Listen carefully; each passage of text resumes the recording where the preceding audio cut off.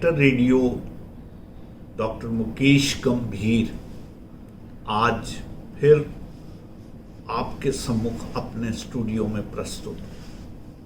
साथियों, रेडियो बूज इस लक्ष्य को लेकर चलता है कि ह्यूमन बीइंग्स की वेलनेस बनी रहनी चाहिए।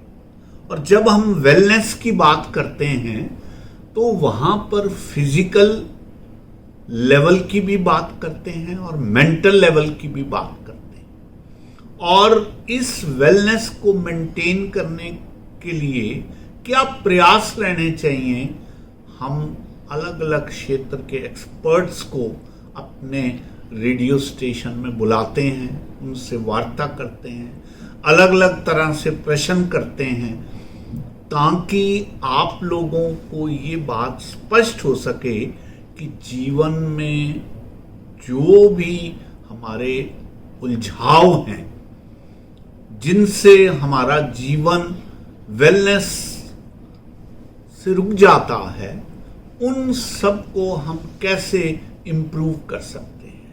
उसी कड़ी में आज फिर हमारे बीच में डॉक्टर गुप्ता उपस्थित हैं, कंसल्टेंट हैं, साइकोलॉजिकल ढंग से लोगों को समझाते हैं, कंक्रीट उदाहरण देते हैं। और आज जिस विषय पर हम उनसे बात करने जा रहे हैं वो हैं how to have happy married life, और otherwise what are the different obstructions which come in the way of happy married life, उसके बारे में हम आज बात करें। डॉक्टर पंकज गुप्ता, आपका रेडियो बूज के स्टूडियो में आज एक बार फिर से बहुत बहुत स्वागत है। आज 26 दिसंबर है, बहुत सर्द दिवस है, और आप अपने घर के बिस्तर के कंफर्ट्स को छोड़कर हमारे साथ बैठे हैं। कारण ये है, आप भी उसी जज्बे को कायम रखते हैं कि किस तरह से ह्यूमन बीइंग्स अपने वेल बीइंग को और अधिक से अधिक बढ़ाएं। तो आइए आपसे बात करते हैं और जानते हैं आज के इस टॉपिक के बारे में। जी डॉक्टर साहब। मैरिड लाइफ में प्रॉब्लम्स एक ये बहुत कॉमन एक टॉपिक है, एक एरिया है जो आई थिंक बहुत से लोगों को अफेक्ट करता है। जी, बहुत सारे इसके रीजंस हैं, लेकिन अगर हम थोड़ा जड़ से चीज़ों को पकड़ने की कोशिश करें, जो कि बहुत कॉमन है, जो कि ज़्यादातर लोगों के फ़ायदे की बातें जो हो सकती हैं। शादी में आप देखें कि जब हम लोगों की किसी इंसान की जब शादियां होती हैं, उस तक आते आते आदमी की पर्सनालिटी अपनी बन चुकी होती है। उसका लगभग जो बिहेव करने का जो तरीका है जी, वो फिक्स हो चुका होता है जी। और पर्सनालिटी क्या है? पर्सनालिटी एक दिन में नहीं बनती जी। हम बोल सकते हैं बचपन से लेकर जो उसके एक्सपीरियंसेस आज तक हुए हैं, yes, it is sum total of all the experience. Yes. अब होता क्या है कि हम पता नहीं कैसे हमारे समाज में एक ये गलत कंडीशनिंग हो जाती है कि जो इंसान मेरी तरह सोचता नहीं है, जो इंसान मेरी तरह व्यवहार नहीं करता है, वो गलत है। और एक छोटा सा मैं एग्जांपल आपको देना चाहता हूँ। जैसे आप इमेजिन करें कि आप 4 फ्रेंड्स हैं जी, और एक गाड़ी में आप ट्रेवल करते हैं जी। पीछे से कोई आया और गलत तरीके से उसने हॉर्न बजा के और डोमिनेट करके आपको ओवरटेक कर लिया। राइट। अब इंसिडेंट्स एक ही है जो चारों ने देखा है जी, लेकिन उनका जो बिहेवियर है वो अलग अलग हो सकता है। यस। जैसे एक आदमी का ये कहना होगा कि यहाँ पे 90% लोगों में ड्राइविंग सेंस नहीं है, क्यों अपना मूड ऑफ करना है? अभी एक से आप लड़के निकल भी गए तो 4 कदम पे फिर दूसरा मिलने वाला है। यस। यानी वो क्या कर रहा है? वो इस सिचुएशन को अवॉइड कर रहा है। राइट। दूसरा इंसान क्या करेगा? उसको शीशा खोल के चिल्लाना है, गाली देनी है। उसे इससे भी मतलब नहीं कि ये तो ओवरटेक करके निकल गया आगे। यस। अब ये तो सुन भी नहीं रहा। लेकिन ये भी है कि भाई उसने गाली सुनी भी है या नहीं? हाँ, वो नहीं सुन, वो तो ओवरटेक करके निकल गया आगे। इसको सिर्फ बोलना है। तो इनका जो प्राइम बिहेवियर इस सिचुएशन में है वो एग्रेशन हो गया। अब तीसरा इंसान क्या करेगा? तीसरा बोलेगा, मेरे क्लाइंट आते हैं यूपी से और वो बोलते हैं कि अगर मुझे हाईवे पे हाँ। कोई गलत तरीके से ओवरटेक करता है जी। तो मुझे चाहे गाड़ी 50 किलोमीटर ऑफ ट्रैक क्यों ना चलानी पड़े, मैं उसको ओवरटेक करके रहूंगा क्योंकि उसने ओवरटेक किया है। सो Right. फीलिंग ऑफ कंपटीशन आ गया। या और चौथा इंसान कहेगा कि इसको गाड़ी से निकाल, इसको पीटना भी है पकड़ के। Yes. रोड रेज जो हम सब हाँ। तरफ देखते हैं। अब सवाल ये आता है कि जो इंसान अवॉइड कर रहा है, क्या उसको ऐसा लग रहा है कि मैं अवॉइड कर रहा हूँ तो कुछ गलत कर रहा हूँ? यस, वो अपनी नजर में सही है। बिल्कुल। जो गुस्सा करता है, क्या उसको ऐसा लग रहा है कि मैं गुस्सा कर रहा हूँ इस सिचुएशन में तो कुछ गलत काम कर रहा हूँ? नहीं, वो उसके लिए जस्टिफाइड है। और आप लोगों ने बहुत बार ये भी देखा होगा कि दूसरी गाड़ी तो ओवरटेक करके चली गई, हाँ। अब ये इस गाड़ी में 4 लोग जो बैठे हैं वो अपने अपने बिहेवियर को जस्टिफाई कर रहे हैं और आपस में झगड़ रहे हैं। Yes, right. सो हम ये देखते हैं कि इस सिचुएशन में कोई पास्ट इन्वॉल्व नहीं है। Yes, right. जैसे हस्बैंड वाइफ में झगड़ा हो गया तो हम बोल सकते हैं कि आज झगड़ा हुआ है, उसके पीछे पुरानी 4 बातें 10 बातें हैं जो कि एक साथ कनेक्ट हो जाती है। जी। लेकिन ये अनजान आदमी ओवरटेक करके चला गया, इसको तो हम जानते भी नहीं है, इसके साथ तो कोई पास्ट इन्वॉल्व नहीं है, फिर भी हमारा बिहेवियर अलग है। जिसका मतलब क्या हुआ, मैं जो पॉइंट कहना चाहता हूँ वो ये है हाँ। कि कोई भी छोटे से छोटा भी जो हमारा बिहेवियर है उसके अंदर हमारा जो पूरा पास्ट है वो इन्वॉल्व होता है। ठीक। क्योंकि हम सबका पास्ट अलग है, इसलिए 2 लोगों की पर्सनालिटीज अलग होगी। यस, किसी के लिए गुस्सा करना नॉर्मल है, किसी के लिए अवॉइड करना नॉर्मल है। यस, अब सिचुएशन क्या होती है, 2 लोगों ने शादी की। जी। अब जब शादी की तो दोनों की अपनी अपनी पर्सनालिटीज हैं और दोनों को ये लगता है कि जो मैं कर रहा हूँ वही सही है। हम जब इस पर्सपेक्टिव से देखते हैं तो इसका मतलब क्या हुआ कि फिर दूसरे को हमने गलत कह दिया सीधे, बिल्कुल। और वहीं पे झगड़ा होने के चांसेस बढ़ जाते हैं। सो जो फाउंडेशन में जो मैं चीज़ कहना चाहता हूँ, अगर हम अपनी मैरिड लाइफ को इम्प्रूव करना चाहते हैं, या एज अ काउंसलर जब मैं देखता हूँ कॉन्कर दी सक्सेस में कि लोग आते हैं, प्राइमरीली फर्स्ट सेशन में मैं दोनों की अलग अलग डिटेल्स लेता हूँ मैं, और वहाँ पे क्लियरली समझ में आता है कोई इंसान गलत नहीं है। Yes. इनका जो नॉर्मल्स हैं, जो नॉर्मल बिहेवियर्स हैं वो बड़े डिफरेंट हैं। ठीक। तो अगर हम अपने मन में एक ओपननेस रखें कि मेरी ही सिचुएशन में कोई दूसरा इंसान दूसरे तरीके से व्यवहार कर सकता है, तो ऑब्वियस है कि हमारे रिलेशंस इंप्रूव होने में इस चीज़ से मदद मिलती है। डॉक्टर साहब, मैं महसूस करता हूँ जितनी ईगो की समस्या आजकल आ रही है, इनडायरेक्टली आपने वही कहा है, ईगो ही तंग कर रही है आजकल। हमारे टाइम में भी ईगो होती थी, but at the same time we had the patience also. But आजकल के बच्चों में पेशेंस नहीं है। एक बार ईगो में जो डिसीजन ले लिया, they think it is good for us. आप इस बारे में कुछ बताएं? देखिए, एक चीज़ बताता हूँ, ईगो तो इंसान के साथ है और रहेगी। पहले भी इंसान के साथ ईगो थी, आज के ईगो का मतलब क्या है, जब तक मेरा तादाद मेरे शरीर और मेरे मन के साथ रहेगा तो ईगो तो रहेगी रहेगी। ईगोलेसनेस का मतलब तब आता है जब हम अपनी चेतना के साथ अपनी आइडेंटिटी को पहचान पाते हैं। उस स्टेज पर तो हम नहीं अभी बात कर रहे हैं जहां पर हम रिलेशनशिप काउंसलिंग की बात कर रहे हैं, तो ईगोस तो रहेंगी। समाज में बदलाव आए हैं। पहले क्या होता था, हमने पूरी जो सोसाइटी में ट्रेडिशन ये दिया था कि हस्बैंड जो है वो एक ऊपर की स्थिति उसकी रहती है, वाइफ की जो स्थिति है वो एक लेवल नीचे रहती है। उन घरों में भी झगड़े होते थे, उन घरों में भी डिफरेंसेस थे, लेकिन वो सारे डिफरेंसेस 1 अप 1 डाउन में जाकर सॉल्व हो जाते थे। जी। आज लड़कियां पढ़ रही हैं, जॉब कर रही हैं, जेंडर रेशियो अगर हम देखते हैं आज इंक्रीज हुई है, एक्सपोजर दोनों जेंडर्स का एक दूसरे के साथ बढ़ रहा है। आज वो पुरानी जो मान्यताएं हैं वो आज नहीं चल पाएंगी। हमारी प्रॉब्लम कहाँ आ रही है, जैसे मैं बहुत सारे केसेस देखता हूँ और मेरे पास जो सबसे कम रिलेशनशिप की, देखो अगर वो मैरिज हो या रिलेशनशिप हो, कमिटमेंट्स उतनी ही है। तो सबसे छोटा बच्चा जो मेरे पास आता है वो 15-16 साल का है, जिसके लव अफेयर्स हैं। और मेरे पास जो सबसे एजेड जो मैरिज काउंसलिंग के लिए आए हैं, their husband was 67, wife was 64-65। So I know a complete band, और हर एक के जो इश्यूज हैं वो बड़े डिफरेंट हैं, राइट। आजकल अगर हम 30-35 साल के एज ग्रुप के, जो कि सबसे ज़्यादा पॉपुलेशन के लोग मैरिज काउंसलिंग के लिए आते हैं, अगर हम उनकी प्रॉब्लम देखें तो वहाँ यही है कि आज हमें वाइफ तो ऐसी चाहिए जो कि हमारे साथ कंधे से कंधा मिला के खड़ी हो सके, घर के अंदर फाइनेंशियल कंट्रीब्यूट भी कर सके, हमारे साथ सोसाइटीज़ में ले जाने लायक भी हो, हम उसको उस तरह से ठीक चाहिए। लेकिन एट दी बैक एंड कहीं हम पुरानी मान्यताओं से भी अपने आप को एक एज अ मेल हम अपने आप को वुमेन के ऊपर मानते हैं। वो जो वन अप वन डाउन है वो अब नहीं चलने वाला है। एक इक्वालिटी इन रिलेशनशिप होनी आज बहुत ज़रूरी है। मैं नहीं कह रहा पहले सही था कि आज सही था, इशू इज़ नॉट दैट। मेरी अप्रोच लाइफ में हमेशा ये होती है कि जो आज प्रैक्टिकली अवेलेबल है हमें उसको हैंडल करना है। और अगर आज लड़की पढ़ रही है, अगर आज लड़की जॉब करती है, अगर आज लड़की उतनी ही इंटेलेक्चुअली मैच्योर्ड है जितनी कि हस्बैंड है, तो फिर वो इक्वालिटी की हकदार है। और जिन परिवारों में इक्वालिटीज दी जाती हैं वहां पर झगड़े कम होते हैं।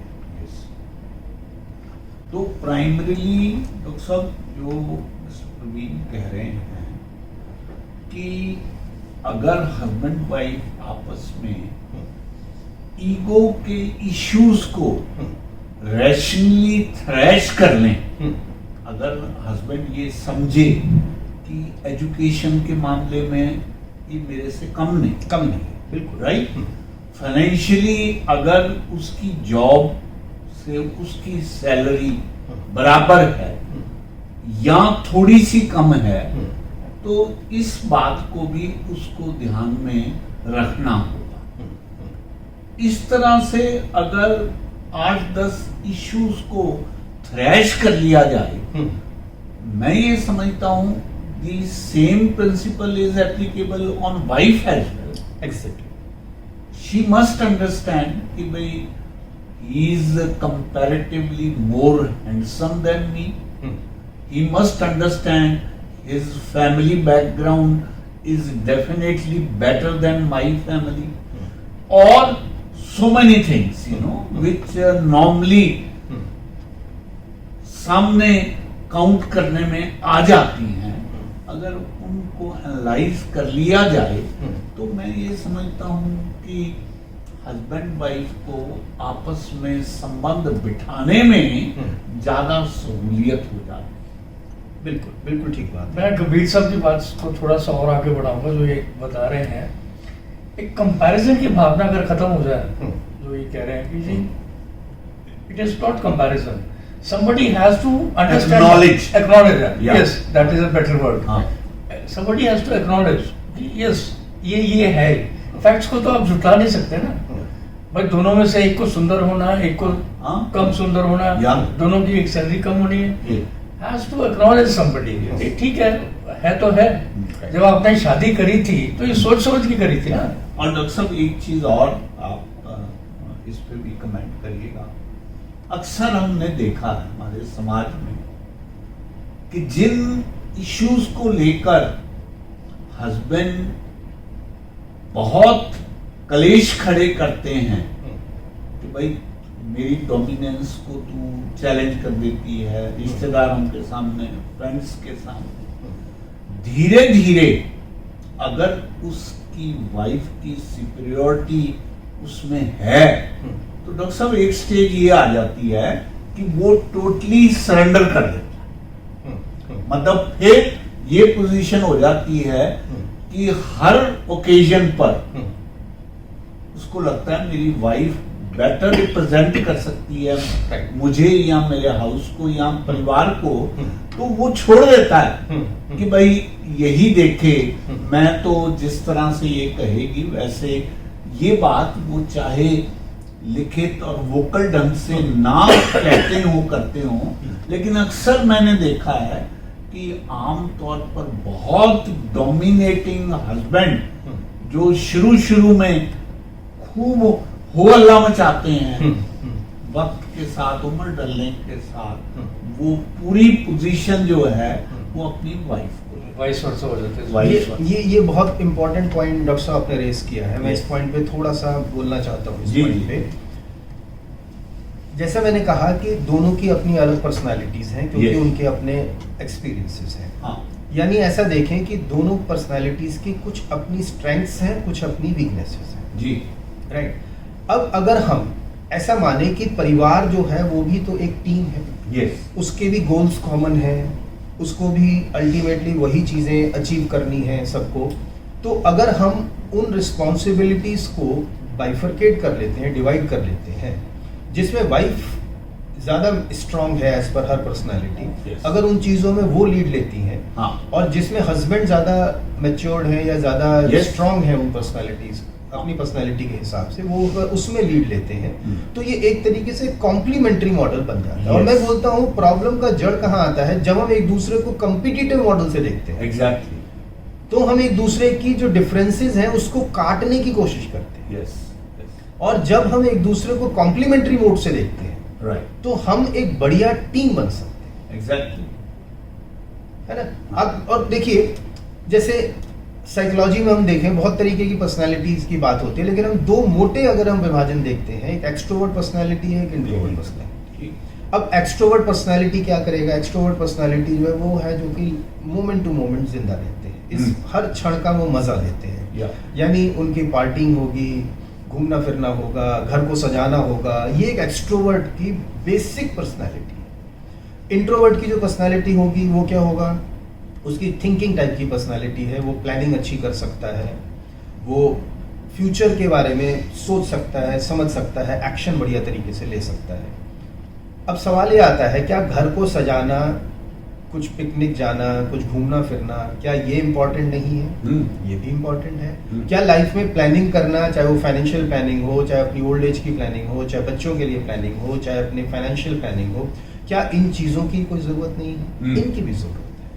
जो partner, I am not saying कि कौन सा काम वाइफ को करना है, कौन सा हस्बैंड को करना है, जो एक्सट्रोवर्ट है वो एक लीड ले सकते हैं इस तरीके की सोशलाइजिंग, यस, जहां, क्योंकि these people are very good in socialising, इनको मालूम है रिश्ते कैसे निभाने हैं, कैसे Exactly. बनाने हैं, Exactly. किसको क्या देना है, घर को कैसे सजाना है, कहाँ Yes. घूमना है, कैसे वेकेशंस प्लान करनी है। Yes. ये सारे काम जो भी एक्सट्रोवर्ट है दोनों में से, हाँ, अगर ये उस चीज को लीड करे, यस, और इंट्रोवर्ट जो है वो उसको बुरा लगेगा, मैं मानता हूँ, क्योंकि इंट्रोवर्ट कभी भी ज्यादा सोशलाइज नहीं होना चाहता है।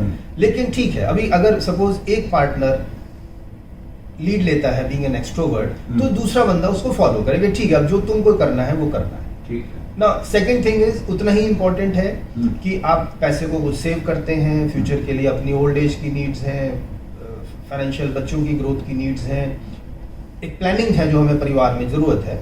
तो जो इंट्रोवर्ट है पर्सनालिटीज में, he can take that aspect as a lead. Yes, तो दोनों एक बढ़िया कॉम्प्लीमेंट्री मॉडल, एक बढ़िया टीम की तरह से बनकर हाँ। आगे आ सकते हैं। और डॉक्टर साहब जो बात आप कह रहे हैं, ये एक सेंट्रल बेस है, रादर फाउंडेशनल ग्राउंड है, जिस पर दोनों प्राणी स्टैंड करके घर गृहस्थी को बहुत अच्छे तक आगे तक ले जा सकते। बिल्कुल। इसमें सिर्फ एक बात मैं और ऐड करना चाहूंगा। देखो डॉक्टर साहब, इस बात को करते हुए अगर आपको ये समझ आ गई कि ह्यूमन पर्सनैलिटी में वेरिएशन होना स्वाभाविक है, and you start giving respect for that to the other partner, whether it's a question of wife giving respect to the husband or a husband giving respect to wife, जहां ये बात बनी रहती है, वहां डॉक्टर साहब मेरा मानना है कि डिफरेंसेस को मीट करना आसान हो जाता है। Then you are not abrasive to each other, आप खरोंचे नहीं मारते, आप एक दूसरे की बात को समझते हैं, and you try to carry on with the other person in a very smooth manner, and then the relationship goes on. मैं एक बात कहना चाहूँगा, please it is for both husband and wife, when you marry somebody, it is vice versa, you accept that person as a whole. Yes, जब आप marriage करते हैं तो यू शुड एक्सेप्ट कि भाई यही तेरी किस्मत थी, तेरे को मिल गया। सेम वे लड़की को सोचना है, यही तेरी किस्मत थी, तेरे को मिल गया। हर एक में गुण अवगुण तो आपको नजर आएंगे। नहीं, अब सवाल ये आता है कि गुण अवगुण है या नहीं है।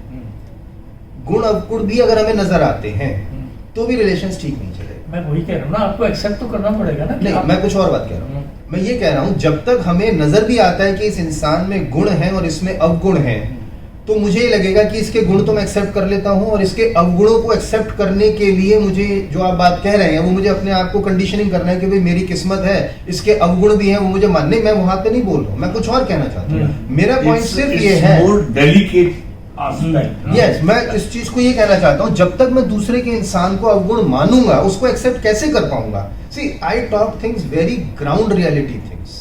ये बड़ी बड़ी बातें सुनने में अच्छी लगती हैं कि भाई आपकी किस्मत है, हर इंसान में गुण और अवगुण होंगे, लेकिन जब तक आप दूसरे इंसान में अवगुण देखते रहेंगे, आप उसको एक्सेप्ट नहीं कर पाएंगे। You have to accept in You have to accept the differences। अगर हम इस चीज को मानते हैं कि मेरा जो पार्टनर है वो मेरे से डिफरेंट है, मैं जो हूं वो डिफरेंट हूं, अब उस नजर से जब देखते हैं तो फिर उसमें मुझे गुण अवगुण नहीं दिखाई देंगे, मुझे उसमें सिर्फ डिफरेंसेस दिखाई देंगे कि वो अपने। अब आप ऐसे सोचें, एक आप बाग में जाते हैं, ठीक है, अब वहां पे अब बहुत तरीके के रंग बिरंगे फूल हैं।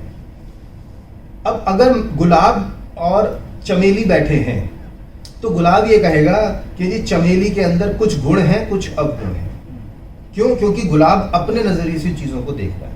ऐसे ही चमेली भी बोलेगी कि गुलाब के अंदर कुछ गुण हैं, कुछ अवगुण हैं। लेकिन आपसे अगर मैं पूछता हूं, क्या गुलाब के अंदर कोई अवगुण है? नहीं, गुलाब अपने आप में पूरा है, गुणों से भरा हुआ है।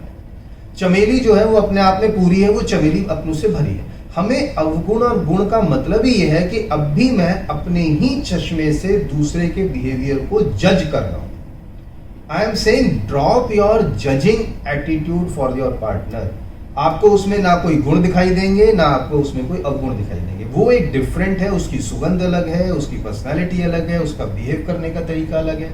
हाँ, एज अ टीम हम ये कह सकते हैं, इन चीजों को ये बहुत बेहतर तरीके से कर सकता है, इस चीज को ये बहुत बेहतर तरीके से कर सकता है, तो हम एक टीम बना सकते हैं। मैं डॉक्टर साहब एक अलग सा एग्जांपल दूंगा आपको।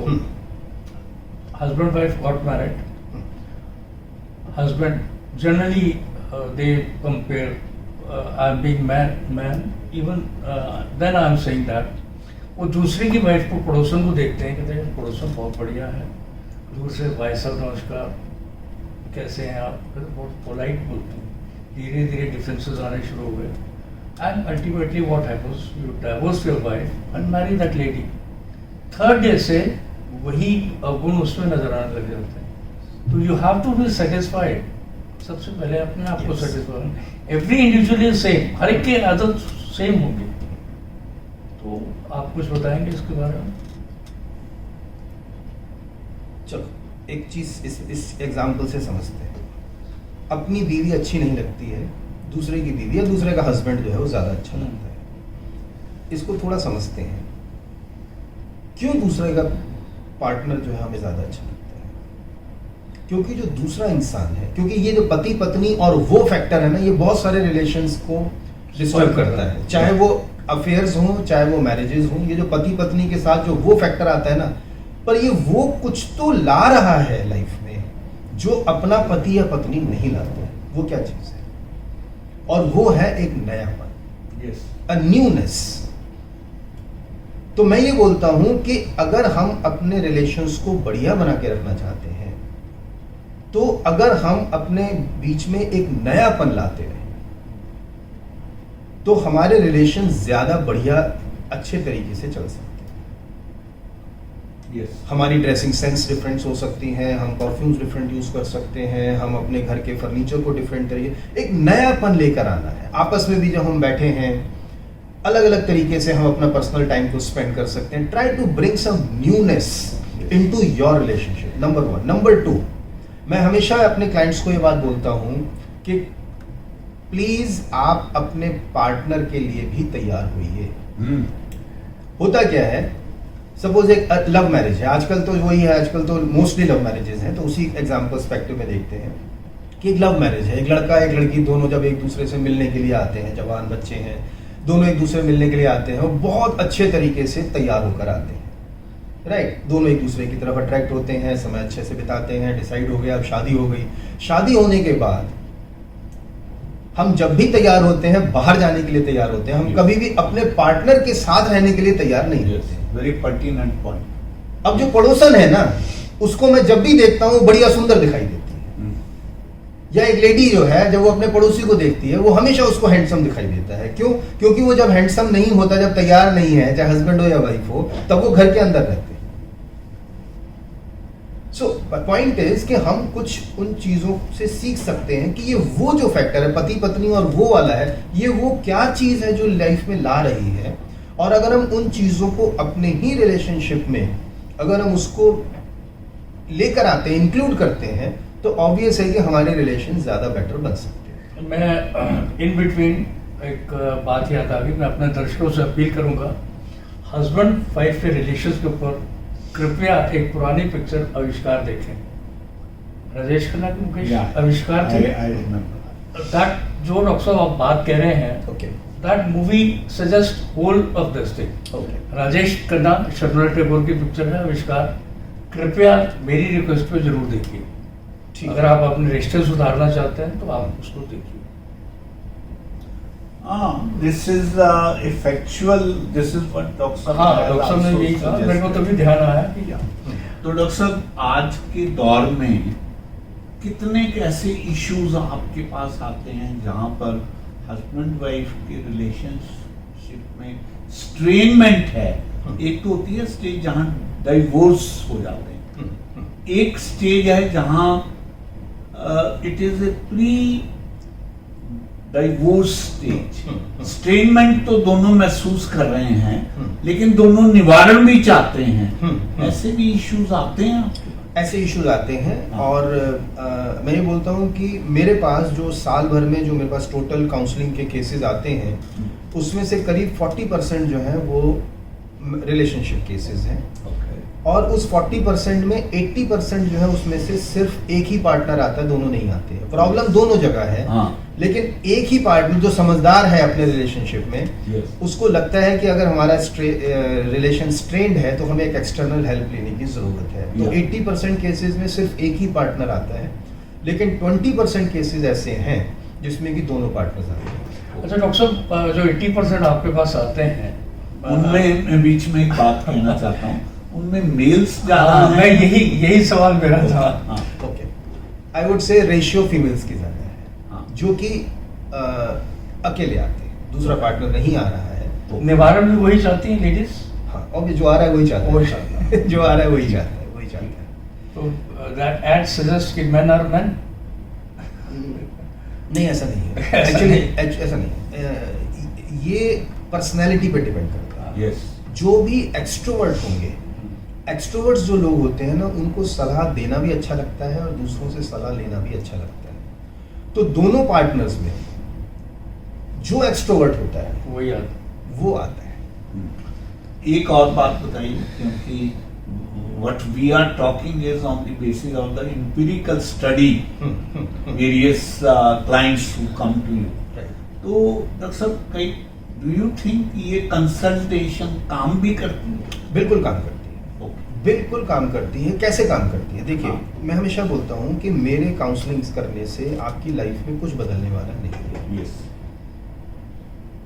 चलिए एक एग्जांपल आपको बताता हूँ।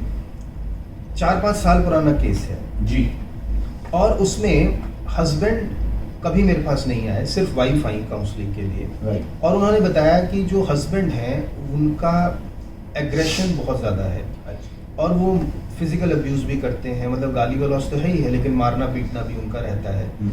और जब मेरे पास आई वो वाइफ, तो वो करीब 6-8 महीने से ये दोनों सेपरेटेड थे। और वाइफ ने बोला चलो मैं एक अपनी तरफ से एफर्ट करके देखती हूँ, अगर डाइवोर्स ना हो, अगर रिलेशन बच जाए तो।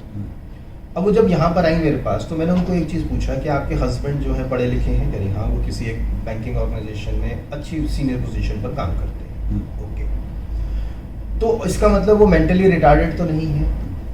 ठीक है, अब क्या होता है, कोई भी जो रिस्पॉन्स है किसी इंसान का, वो एक स्टिमुलस पर डिपेंड करता है। राइट, आपने कुछ ट्रिगर किया तो ट्रिगर के हिसाब से दूसरा इंसान रिएक्ट करता है। अब जो आपका हस्बैंड है वो तो आने ही ना मेरे पास, तो क्या आपके आने से रिलेशन इंप्रूव होगा?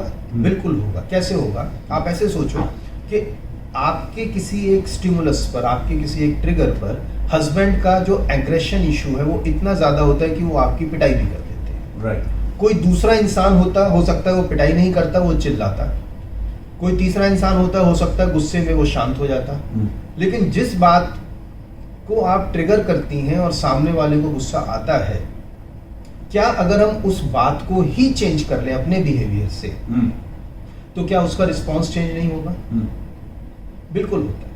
ठीक। सो एज आई सेड कि 80% केसेस में एक ही पार्टनर मेरे पास आता है तो भी रिलेशंस इंप्रूव होते हैं। कैसे? फिर हम स्टिमुलस मॉडिफिकेशन पर काम करते हैं। ठीक है, बिल्कुल। है ना? मुझे और स्टिमुलस मॉडिफिकेशन कैसे होगा?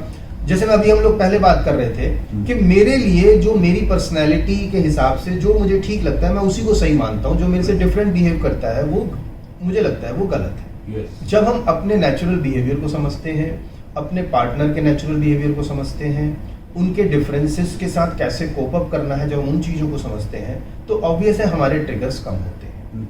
और अगर ट्रिगर्स हमारे कम होते हैं तो ऑब्वियस है कि सामने वाले के रिस्पॉन्सेज भी इम्प्रूव होंगे ही होंगे। और डॉक्टर साहब मैंने देखा है कि कुछ केसेस में जैसे एक पार्टनर मेरे पास आया, उस टाइम पे दूसरे पार्टनर ने बोला है कि चलना है काउंसलिंग के पास, उन्होंने मना कर दिया। लेकिन जब इस पार्टनर में जब इम्प्रूवमेंट्स देखी गई हैं तो दूसरा पार्टनर भी कुछ महीने के बाद वो भी हमारे पास आता है काउंसलिंग कराने के लिए। क्योंकि होता क्या है, होता यही है कि नॉर्मल मेन जो रीजन है प्रॉब्लम का हस्बैंड वाइफ रिलेशनशिप में, हस्बैंड को लगता है कि वाइफ गलत है और वाइफ को लगता है कि हस्बैंड गलत है। हम सारा एफर्ट दूसरे को सुधारने के लिए, चाहे हमारे कहने से सुधरे, चाहे काउंसलर के पास जाके सुधरे, लेकिन दूसरे को सुधरना चाहिए। बहुत कम लोग आज ऐसे हैं जो कि उस लेवल से उठते हैं और ये कहते हैं कि डाइवोर्स करने से पहले हम कम से कम अपने आप को ये देख लें कि कोई हमारे अंदर ऐसी चीज हो जिसे हम इम्प्रूव कर सकते हैं रिलेशन को बचाने के लिए।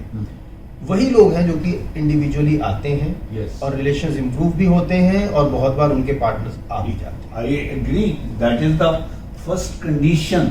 अगर ये इम्प्लीमेंट हो जाए तो फिर तो डेफिनेटली सुधार होना स्वाभाविक है। बिल्कुल। अच्छा डॉक्टर साहब, हालांकि हस्बैंड वाइफ रिलेशनशिप पे हम और 2-4 सेशन में बात करना चाहेंगे, लेकिन डॉक्टर साहब आमतौर पर ये देखा गया है कि जिन बातों में I don't tolerate things as far as my wife is concerned, I tolerate all those things in much more abundance in the case of my daughter. Yes. Why it is so? Yes, क्योंकि वही है। अच्छा, एक और मैं इसको answer देते हुए एक चीज को और हम समझते हैं। ऐसा समझें कि मेरी जो, मैं आपसे सवाल पूछूं जी कि आपको सबसे बढ़िया खाना किसके हाथ का लगता है? Of course by my daughter. By your daughter, okay. आपकी मदर के हाथ का? हाँ, of course I was simply मैं समझ गया, making the choice between the daughter and the wife and daughter and mother, हाँ। राइट। हर इंसान को, ज्यादातर मैं सवाल जब पूछता हूँ, हर इंसान को जो सबसे बेस्ट खाना लगता है वो किसका लगता है? अपनी माँ के हाथ का लगता है। ठीक है। अगर ऐसा ही होता है तो फिर तो जनरेशन बाई जनरेशन खाने की क्वालिटी खराब हो जानी चाहिए। यस। क्योंकि मगर मुझे अपनी माँ के हाथ का अच्छा लगता है तो मेरे फादर को उनकी माँ का हाथ का अच्छा लगेगा। इसका मतलब ये हुआ कि जैसे जैसे जनरेशंस बढ़ रही हैं खाने की क्वालिटी तो खराब होनी चाहिए। लेकिन ऐसा तो नहीं है। रीजन ये नहीं है। रीजन क्या होता है? हमारा जो फर्स्ट एक्सपोजर है किसी भी चीज का, हमारा जो फर्स्ट एक्सपोजर है, हम उसके हिसाब से ही चीजों को कंपेयर करते हैं। एक बच्चा है, बड़ा हो रहा है, उसने अपनी सबसे पहला उसका टेस्ट में जो एक्सपोजर है उसकी माँ के हाथ के खाने का है।